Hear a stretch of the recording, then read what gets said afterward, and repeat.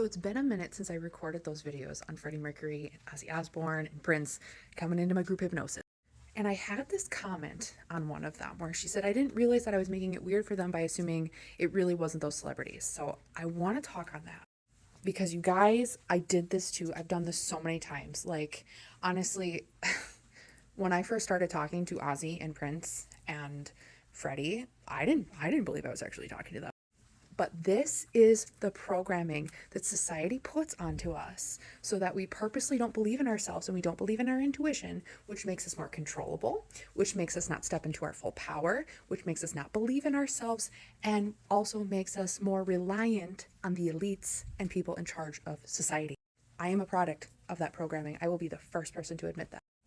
And I don't want to say like, because, everybody has a different perception of the word weird. And I don't think the commenter meant it this way. But, they don't feel weird necessarily. Sometimes they just kind of feel disappointed.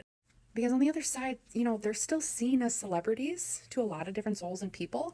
And they want to be seen as souls. They don't necessarily want to be seen as a celebrity. Like, that's sometimes a great gateway or entry point into knowing who they are, knowing about them. But they don't like to be put on a pedestal. They want to be seen as comrades.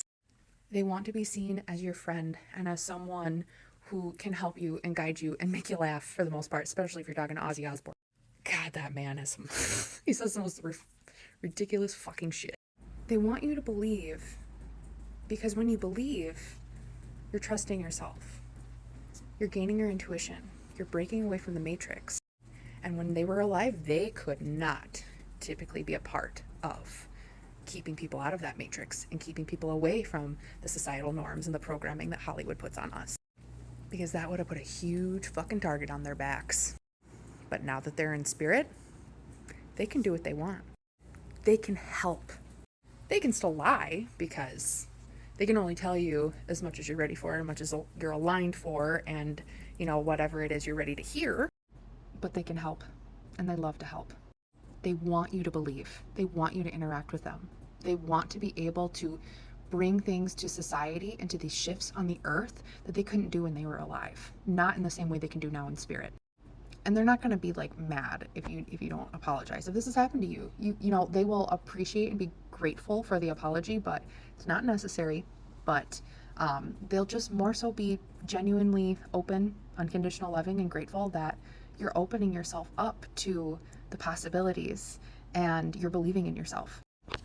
So thank you to the person who commented this, because that really opened my ability to speak about this. This is something that I've known for quite some time, but I haven't had the opportunity to make my neural pathways actually bring it forward.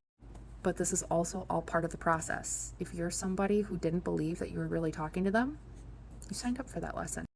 And if you're going to go back now and you are going to believe, that's you conquering that lesson. And that's exactly what they wanted you to do.